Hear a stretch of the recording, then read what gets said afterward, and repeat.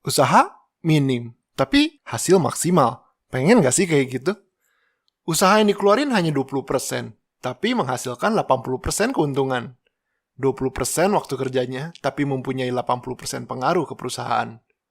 20% baca bukunya, tapi memahami 80% isi bukunya. Terdengar seperti terlalu bagus bila 80% efek berasal dari 20% sebab. Tapi ini benar-benar terjadi di sekitar kita. Inilah yang kita sebut dengan aturan 80-20 atau prinsip Pareto. Mari kita ulas dan bagaimana kita bisa memanfaatkan kekuatan aturan ini. Kali ini kita akan membahas prinsip 80-20 atau lebih dikenal sebagai prinsip Pareto. Sebenarnya ada banyak namanya seperti prinsip ketidakseimbangan, prinsip usaha paling sedikit, dan hukum distribusi tidak merata. Tapi yang umum dikenal adalah aturan 80-20 dan prinsip Pareto. Sebelumnya jangan lupa untuk jedot tombol like-nya untuk algoritma YouTube sehingga video jam otak bisa lebih mencuat di banyak halaman depan orang lain. Sudah? Mari langsung saja. Prinsip Pareto ditemukan oleh ahli ekonom dan sosiolog Itali bernama Vilfredo Pareto di Itali pada tahun 1897.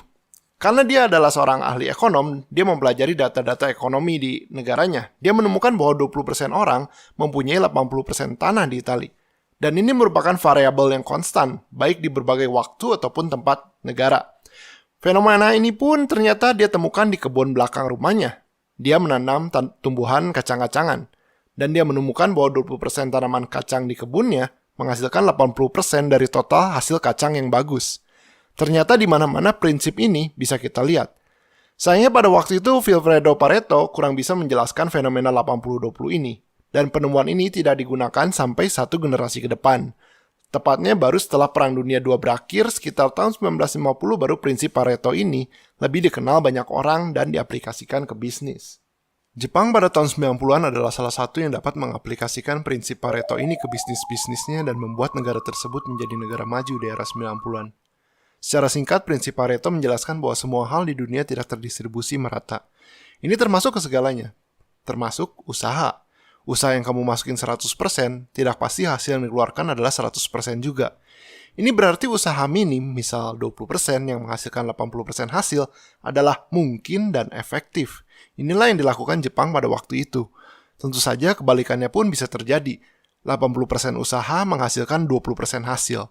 80% waktu kamu sibuk dipakai kerja tapi hanya memberi 20% hasil produktivitas. Usaha maksimal tapi hasil minim. Ini tanda input atau usaha yang kamu gunakan tidak efektif.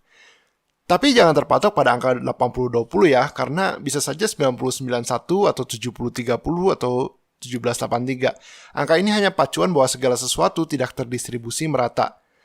Tapi yang diingat adalah input sedikit bisa dapat output besar, dan juga sebaliknya, input besar bisa dapat output kecil. Apakah benar aturan 80-20 ada di sekitar kita? Mari kita lihat. Bahasa Indonesia.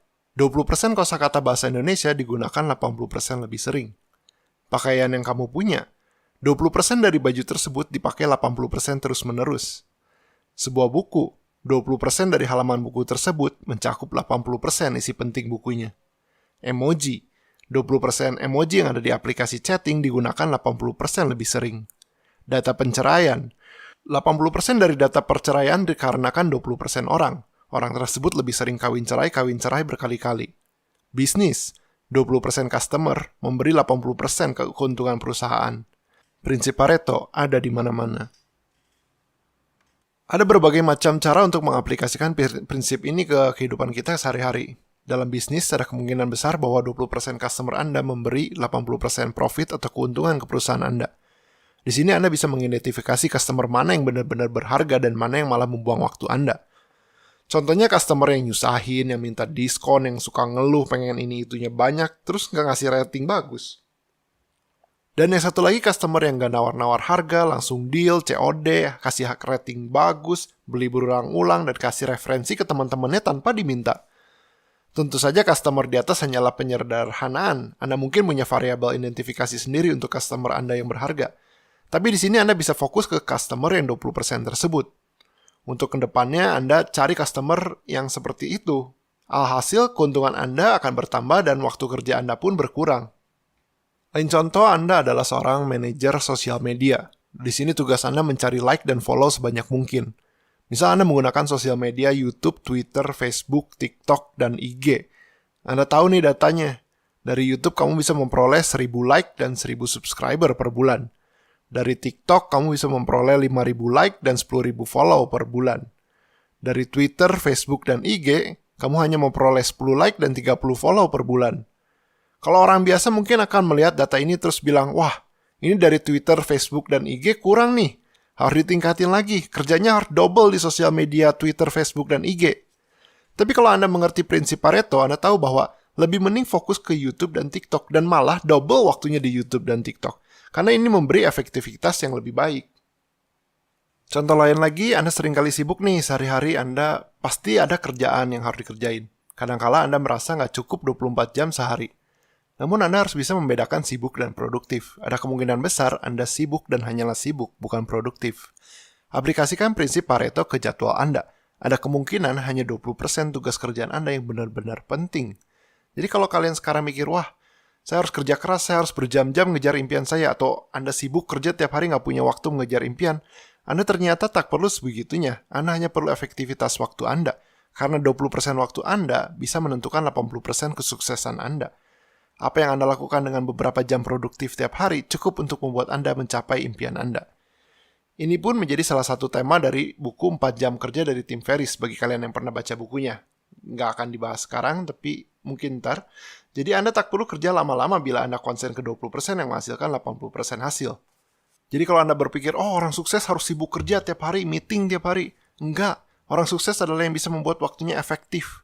Sibuk bukan berarti efektif. Ya itulah beberapa contoh untuk mengaplikasikan prinsip Pareto. Ada banyak lagi yang mungkin kalian bisa pikirkan sendiri.